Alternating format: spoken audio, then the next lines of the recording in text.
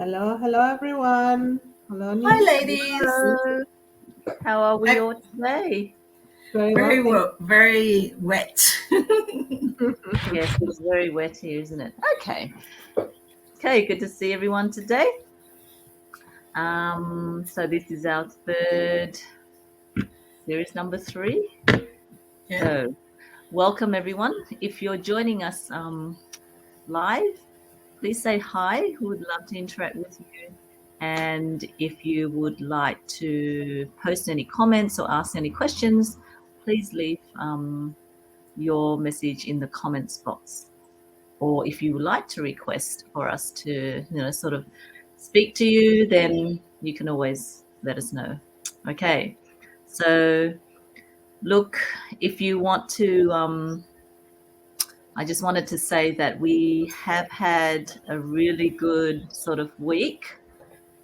And I just want to thank everyone for sort of even watching some of our videos. We had an awesome start to the Three Souls Awakening series with over 200 views, on my story and Vicky's awakening story. So thank you again for tuning in.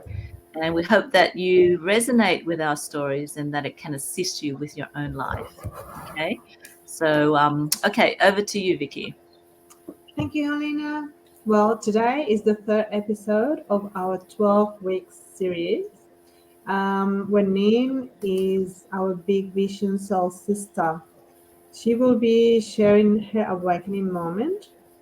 And yeah, everyone is welcome. We're happy to have you here. And thanks, Nin, for opening your heart and sharing, your personal story with us. So, oh, by the way, we have Patty here. And Welcome, Patty. Good to see you online. all right, over to you, Nin. Hi. Um, Before I get started, I wanted to say hi to a few people. Hi, Tal. Hi, Yan. Patty. Thanks for tuning in and watching our episodes and supporting us as well. So I'm gonna get started in my story, and I am nervous, so here we go. So welcome to my awakening moment. This is the first moment that that I started to awaken. I think before this, life was very good. Life was very blissful, and but before I actually talk about my actual awakening moment, I've done a little timeline of my life before that moment of awakening. So the first moment is 1978. Obviously, I was born in January 1978, and this was in Cambodia. So during the Pol Pot era, or other Australians and that would know of the killing field era. So I was born in the second last year of that era in Cambodia. So there was a lot of bloodshed, a lot of killing, a lot of disbursements of families as well, similar to Helena's story as well. So we have a kind of a similar story. We come from Cambodia during that time. And I was actually born in 78. So from 77 to 78, my mom was pregnant with me, obviously. And during that time, like they were splitting the husband and wives to different parts of Cambodia to do labor work and so forth. And my grandma and my grandfather, my mum's mum and dad, they were able to stay with us because my mum was pregnant with me and then delivered me. And then therefore we were a very tight family knit with my grandparents. So moving along to 1980, my family escaped Cambodia. This is the Pol Pot finished in 1979, but we were already on our way out of Cambodia, and we ended up in Thailand, refugee camp with a lot of other Cambodian families as well. So we were there for roughly 2 years. So in the next point, 1982, we were in Thailand for 2 years. So from around 2 years old to about 4 years old, I was in the refugee camp in Thailand. And next point. Yes, so in 1982, my family migrated to Australia, and I was about 4 years old at the time. And along with my mum and dad and myself and my younger brother, who was born during that time, and with my grandparents, we migrated to Australia. And then fast forward to 1983, just I started school in kindergarten, and to be honest, didn't remember anything. I was around 5 years old, and my family settled in Australia. My parents, like everyone else, tried to earn a living while as we were settling into Australia. And because they were working to make a living and settle in Australia, I was with my grandmother and my grandfather a lot of the time. So pretty much my grandmother and grandfather, but specifically my grandma, she raised me. Like, she actually was there even before I was born, up until we settled in Australia. So she had always been there and pretty much was a mother figure, because my mum was busy trying to make a living and settling in and supporting the family. And the next point, fast forward to 1991, that was the year of my awakening moment. Now, did I know in 1991 when I experienced this, whether it was an awakening moment? No. It didn't even occur to me until I was about 43, when I had another awakening moment that I realized that this was an awakening moment. And this was the year when between 12 and 13 years old, where my grandmother was very, very ill from diabetes. And from 12 to 13, because I was stuck to her like glue, I would spend like holidays with her and so forth. And she would inject herself with, the insulin injection to regulate her insulin. And being 12 to 13-year-old, I would actually help her, like I would do the syringe for her. Sometimes I would even, put it in for her when she kind of couldn't do it.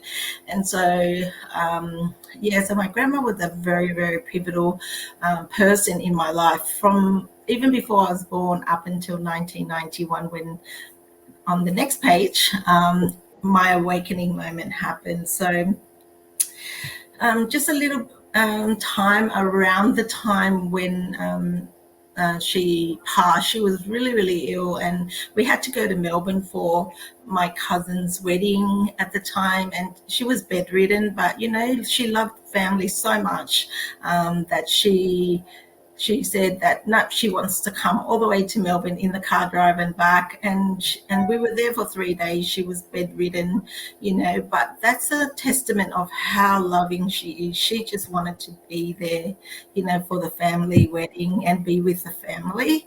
And so I took care of her on the way there and on the way back. And then shortly after we came back, she passed away. Yeah. So at the time she passed away, I was 13. And you may ask, like, a lot of people pass away, like people are passing away left, right, and center. But awakening moments happen at these times. And when she passed away, I was only 13 years old. So if you see in this picture, this was around the time my grandma and I was probably around maybe 5 years old and going into kindergarten. And then in the next photo, I thought I'd share some photos of her with you. And there I am there with my little bang and my mum in the red and my grandma in the white. There we were at the Blue Mountains in the Three Sisters. And I was probably about 6 or 7 there. And then moving along to the next photo is a later photo. So this was a photo closer to her passing in 1991. She was obviously not that healthy. But she's an actual pivotal person in my life. Like I said, from before I was born all the way until 1991 when I was 13, she was my mother figure. You know, she actually is such a loving person that she I think instilled in me that unconditional love, you know. And so when she passed away, I kind of knew it was going to happen, but because I had been with her a lot and she was getting more frail. But at the time when she passed away, I remember feeling very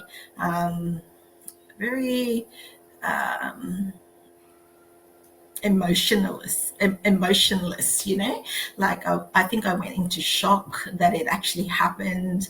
I couldn't like being 13, like I couldn't figure out, like, oh my god, how am I going to go on without her, you know, and how my life is going to change from that day forward. But I have to say, she in terms of awakening, she actually instilled that unconditional love in me.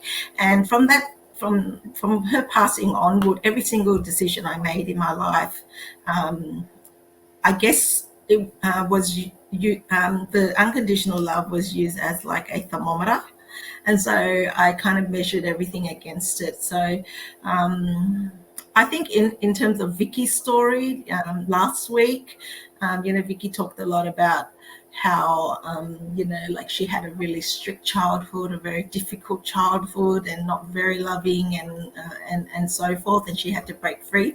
Well, I feel like my story is opposite of that. You know, from my birth up until 13 years old, I was the apple of my grandma's eye. You know, I was the most favorite because I was the only granddaughter as well, and so I was terribly spoiled. She took me everywhere with her.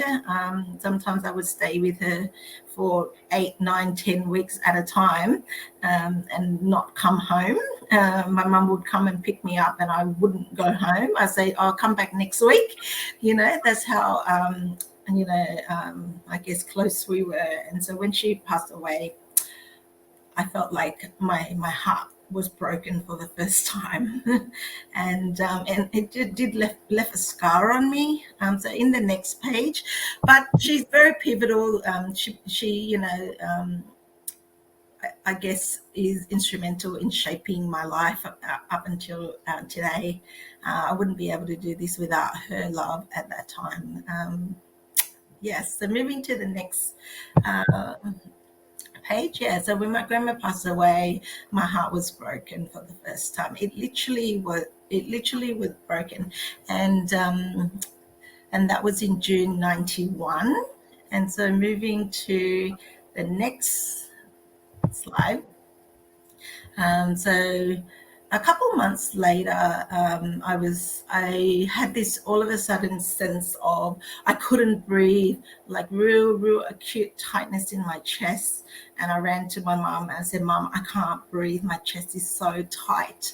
I don't know what's wrong with me. My mum took me to the doctors, and I was diagnosed with asthma from age 13. And so from that age up until a few years ago, I've had complications with asthma all my life, and that incident plus the illness definitely shaped my whole life up until today. So that is my story. I'm ready for questions. Anyone has questions for me? Well, that was actually not just a sad story, but also very, you know, emotional. I think in terms of unconditional love, I guess this is what we are seeking for all of us.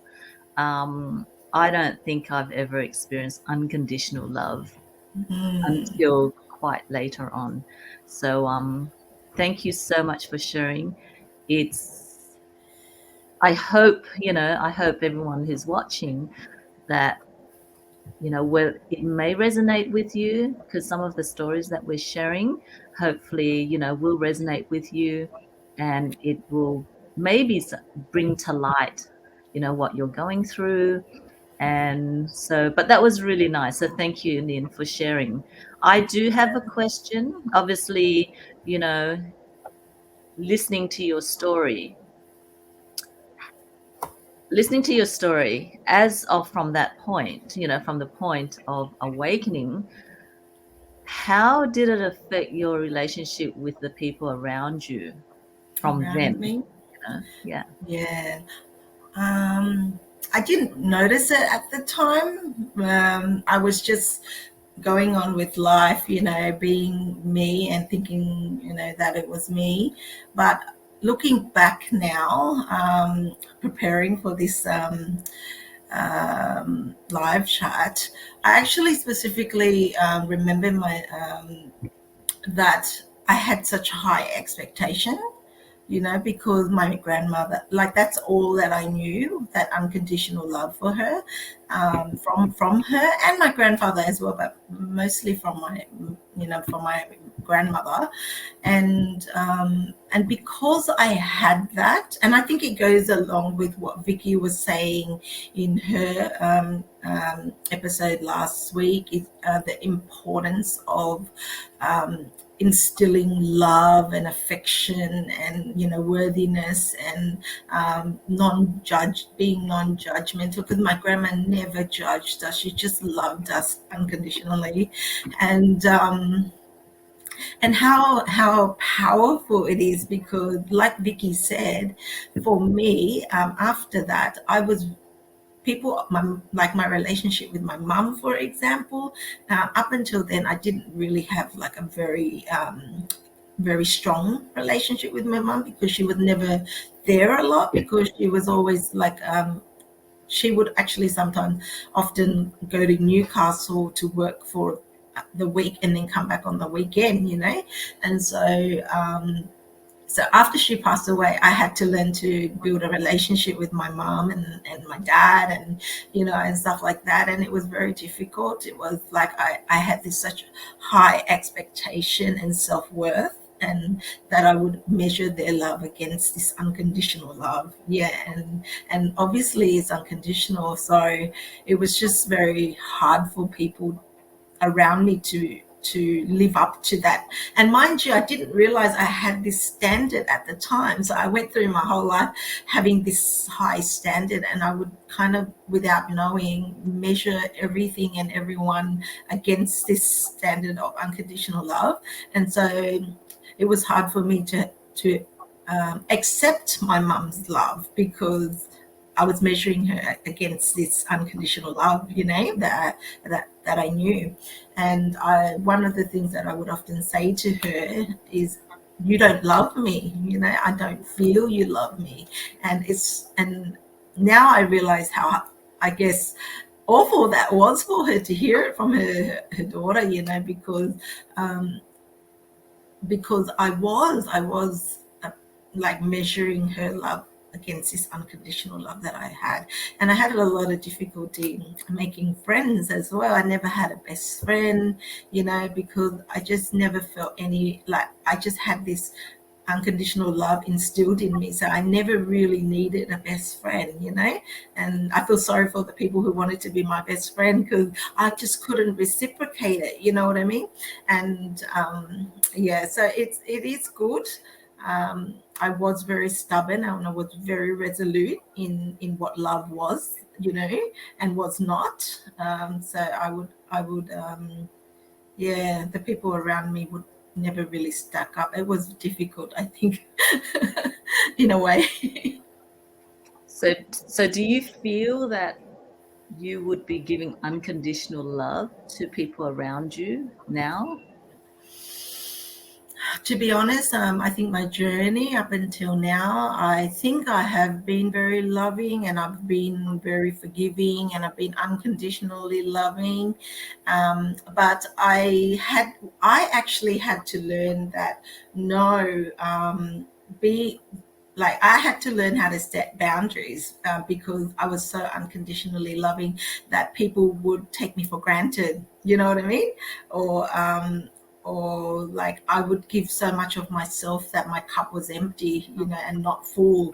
I wasn't filling my cup. I was just constantly, being unconditionally loving to everyone. And I actually had to learn, which is one of my other experience that I'll talk about later, is I actually had to learn to love myself, and I actually had to learn to I had to actually learn to set boundaries. I've got a question for you, Nin. Yes. Since your awakening happened when you were 13 years old, what are 13. some signs that a parent can look out for? Because you were really young, and probably Yes. your mom didn't even know that you were going through No. time. So, what would you say to a parent to have kids to identify they're going through hard time and you know? Yeah, like having an awakening moment. I think a change in personality, like if they all of a sudden very like I was called stubborn a lot. I was called stubborn a lot, and to be honest, there were sometimes I thought to myself, "Why am I being so stubborn? I wish I wasn't as stubborn as I am," But I was very, I guess, when you're so clear about what love is and what it isn't, and it sets the stage for everything else. That I was very clear on how I felt, you know, um, uh, um, how people should treat me, how I treated people. It was just very clear. I think similar to what you said, Vicky, last week, is that when you instill this unconditional love in your children, wherever they go, like, doesn't matter if they're with like bad people, bad influence and stuff, it's like it's instilled inside them already. And so it's like, people call me stubborn, but I think it was more conviction, conviction that I am loved, I was loved, I am loved, and that wherever I go, like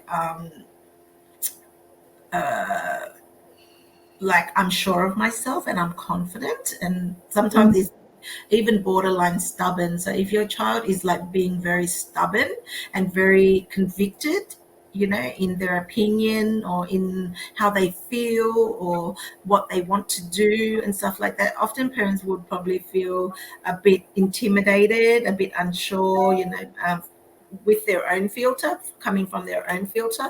But like, I think like if children have gone through an awakening, like I was awoken at 13, but like I think children can awaken without knowing earlier even, and or some children probably nowadays are born quite awakened already. So they will have that stubbornness, that conviction, that know-it-all kind of attitude. So that's one trait that parents should look out for. I also add to that.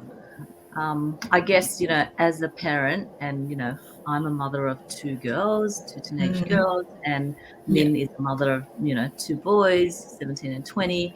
So from experience, what I can say is that a lot of the times we overreact, and a lot when children want to tell you something, or they have a point of view, or they ask for something, what we usually do is we react very quickly without, and so I guess from my perspective and from a parent's perspective and from experience, I would say, number one, we should pause. And what I mean by pause is actually just zip, because the first thing that we usually do is actually talk. We respond, we react too quickly. And when kids see that we react too quickly, they actually don't want to share. So therefore, if we actually give them that time to just share, so yes, I mean, Nin is totally right there. It's like, listen to them. But Like, number one, it's for us to learn how to pause. We forget to pause as parents. So we should, number one, pause, and then listen to what they have to say. And then from then, it's like, okay, whatever decision that you make should actually be a win-win decision, for the parent and the child. Because now it's we should be, consciously parenting and trying to understand where they're coming from, rather Yeah. than thinking that everything is about us. So, Yeah. and even though I've got a comment here from Sid. Thank you for commenting. She says here, indeed, love from your parents is unconditional love. And that's why in our lives, there is only one biological mum and dad. And Mm. we do give them that unconditional love, right? And obviously, we all do. But however, we forget that unconditional love means giving them a voice, listening to them making decisions, and allowing them Mm. to learn in their Mm. journey, because it's not all about us. Even though we are giving them that love and we're Yeah. trying to love, we think we are loving them, but I think our actions is a bit different from what we're Yeah. trying to create. So Yes. we can add. So Nin, back to you. Yeah, so I'm just on that point as well. Like as you're talking there, I'm kind of reflecting and on my childhood, and it is hard. That there is a question here from Noren. How do you raise children that are awakened and you, the parent, are not? Yeah. So thank you for asking that question. Because that's that's the challenge that I had growing up, is that between my mum, I would say that my mum at the time all my life was not awakened like my parents, and a lot of other parents at that time too.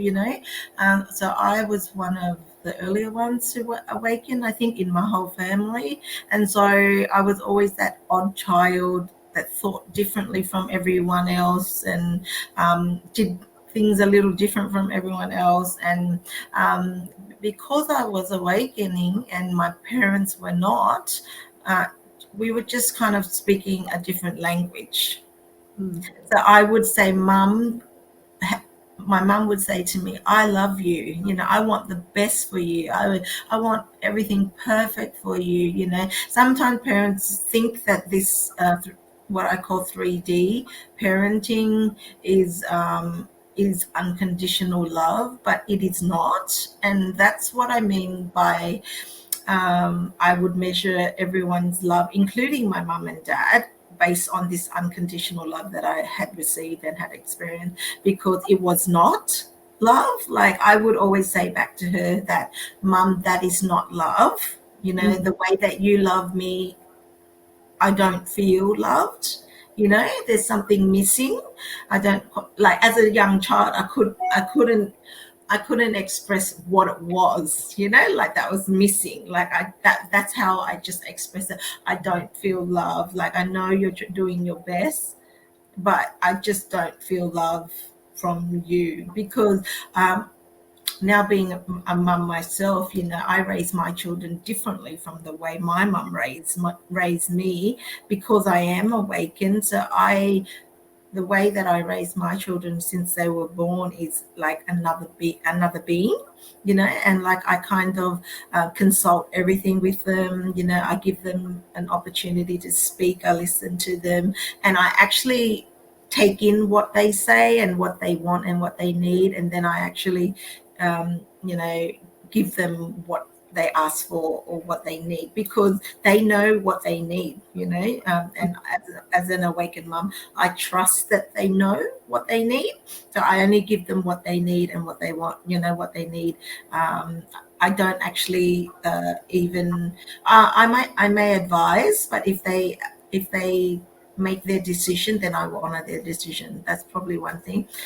For me, when I was growing up, my parents would, similar to probably Vicky's parents, like very strict, very, this is how things had to be. I want you to look a certain way. I want you to dress a certain way. I want you, and sometimes 3D parents think that,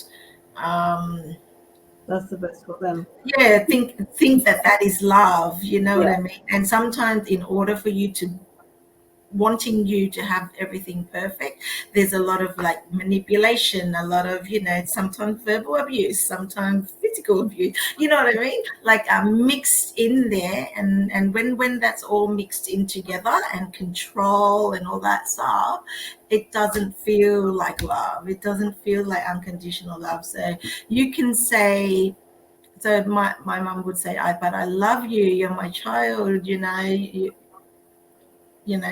and all of that stuff, I do everything for you. But then what I'm seeing, the actions and the energy and the emotions are not matching it. Yeah. Does We that have make a sense? comment. We have a Yeah. comment. So then I had that thermometer measuring her all the time, and I constantly telling her, no, that's not love. That's not love. You know what I mean? And as a child, I didn't know what else to say. But just to answer Noren's point, I would say is that what was it? How do you parent them? Like I would say like the language barrier, not like English and Khmer, but the language of love, was different. And so sometimes if you having a disconnect with your awakened child, if you're having a disconnect with the child, that's probably most likely that the child is more awakened than you are as a parent.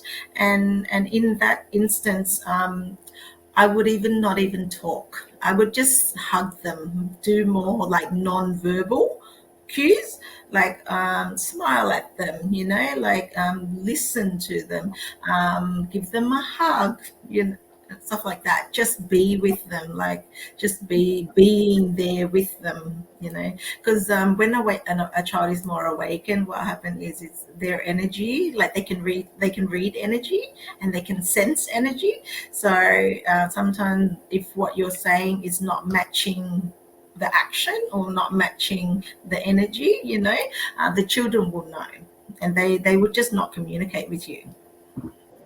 Very They read your energy.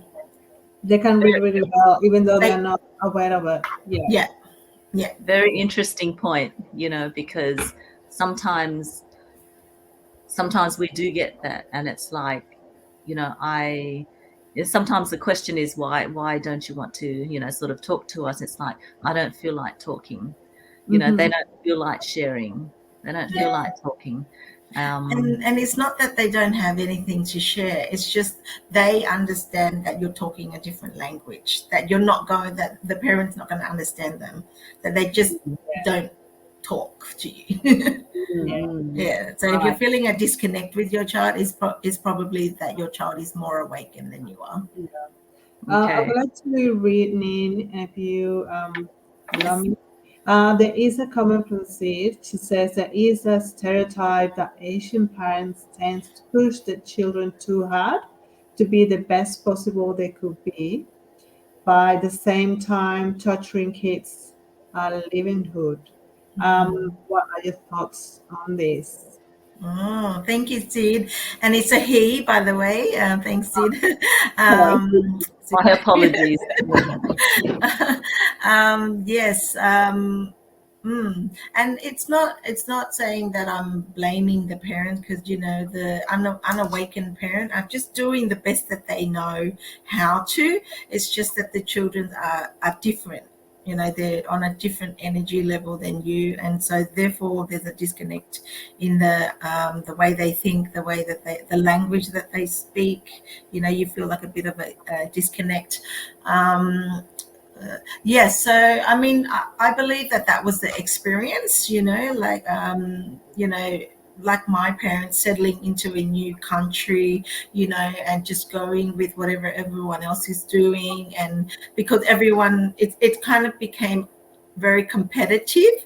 Oh, I don't want my child to miss out. Oh, I don't want them to fail. I want them to be successful. I want them to be the best. I want them. But in that pursuit of wanting the best for them, are you really listening to them? Are you really paying attention to what they're asking you for? Because a lot of the awakened children, they don't want all of that stuff. They're just doing it to please you. And they're just doing it to please you, because like I said, they can read your energy, they know. So they most of the time they're just doing it to please you. I think the way I raise my children, because my children, are very hardworking, but they do it because they want to do it.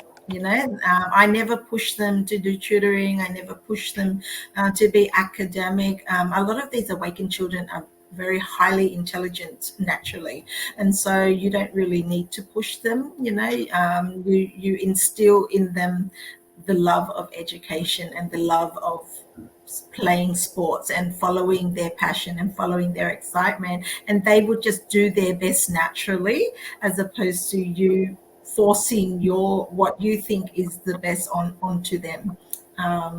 Yeah. Okay. So Sid, I'd like to add a little bit. I guess your question is like, why do Asian parents, obviously love their kids, but also push their kids? To be honest with you, I mean, look, I'm one of them. And I guess we're following the trend of not wanting our kids to be, to miss out. And also, I do have to admit that I was one of those parents until I had to learn conscious parenting myself. But what I did learn was the fact that, you follow, and because of culture and because of environment, society right now, in terms, amongst the Asian community, yes, it's all about education. It's all about tutoring. It's pushing them to be the best.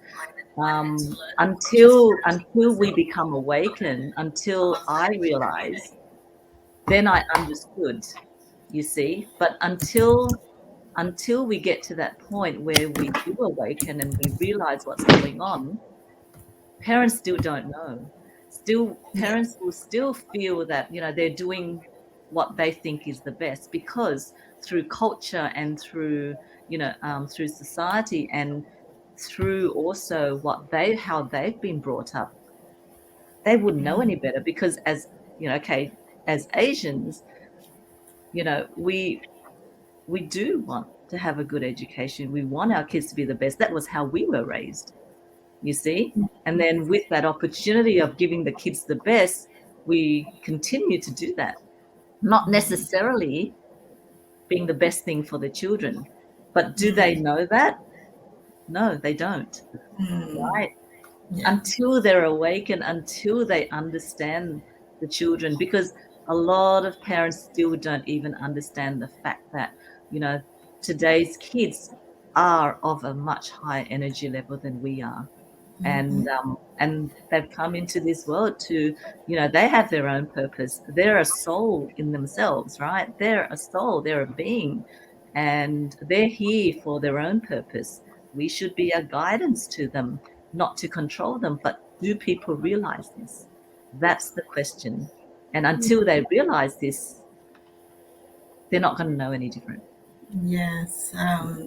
Also, sorry, Helena, I also wanted to add that it is very damaging when you compare your kids with other kids with other siblings, because they are all different. Don't expect them to achieve the same, to be the same. It is very damaging to compare them, especially the competitiveness with other kids. Like, this kid is achieved this, why you didn't do it, you have to do it. So there is a little pressure, and it doesn't really help them. It actually what they want. It actually tears them apart inside. I wanted to note Nicole Vera, thank you for joining us, Star. And Nicole, I think, made a comment, right? Like, I think it's a generational thing. Our parents did the best with the limited tools they had. Yes, I 100% agree with that. So it's not about parents hearing this story, and if you've been that kind of parent, it's not about blaming you. It was definitely the experience, and it was a generational thing. But it's time to change, and it's time to wake up, in a sense, and realize that you have to change as well. Otherwise, you'll be forced to change. And Nicole said that I believe we have more tools and knowledge and today, and she also said that one way is to observe our kids more, like observe silently and then let them guide you, and which is exactly perfect. I know Nicole, she's got two beautiful daughters, and they're so emotionally intelligent. I love them to bits. Say hi to them, the girls. Hi, Nicole. I'm on a bit of a roll. There's okay, Nin, there's a question from Elizabeth. Thank you for asking. Elizabeth asked, did your mother come to understand your vision of love? Oh, well, from 13 years old, because I think up until then I didn't really have like a very close relationship with my mom. So when my grandma passed away, I was forced to, to have a relationship with my mom more, and that whole of language of I love you, why don't you feel love? I give you everything, I do everything for you, I give you everything, and then here I am on the other side saying, but I just don't feel that love. I don't feel that you love me. I don't know what it is. And that kept on going for my whole life. And like I said, I'm 45 this year. And so I would say one of my awakening, I think my mum had an awakening moment, but it was when I was roughly 40 and she was 60. Around 60, yeah. So she had a bit of a spiritual awakening herself, a big one, and then she came to me one day and she finally understood what I was saying the whole time. She said, and she apologized. She actually said, I'm so sorry for the way that I treated you, all your life and made you not feel love and stuff like that. And, so she had an awakening moment at that time as well. And I'm so happy because now my relationship with my mum is so much better. Like it's, like we're talking a bit more of the same language now, and so forth. If she had not awakened at that time, to be honest, at that time I had given up on her. I had given up. I was just, I'm not going to try anymore, because every time I tried, we were talking different language and I would come back heartbroken, and then I would just pick myself up and go try again, because like I told you, the children that are awakened are like vibrate on love frequency, and so they need a parent to be that awakened parent, to be loving. And when you have your parent who is supposed to, exactly like what Sid said, like your parents normally love you the most, of course, and they're doing the best that they can, but then when there's a disconnect, it's heartbreaking for the child and for the parent. So it's time to wake up, everyone. Wow, that was such a beautiful story, Nin. Thank you for sharing. It was just wonderful. And look, I just hope if you've got more questions, put it in the chat. But however, I think it is time for us to sort of go. So thank you so much for joining us today and giving us all the love hearts. Really, it was such a great session. Thank you so much for sharing. I also want to thank everyone that joined us in this beautiful conversation and for listening. Next week, on the 12th of October, is going to be Helena sharing her second awakening moment. So set up your reminders, follow us on Facebook and Instagram. And I hope to see you all next week. If you guys want to add anything else? Yes, definitely. This is the Great Awakening. I feel like the reason why Vicky, Helena, and myself are here doing this is because this is the Great Awakening. Everyone needs to wake up so we can build a better future for our kids, a better future for ourselves, one more loving, accepting, and flowing in unconditional love. Yes. Right. Thank you all. And we shall close off right now. Yes. Thank you. Bye-bye. Thank you, everyone.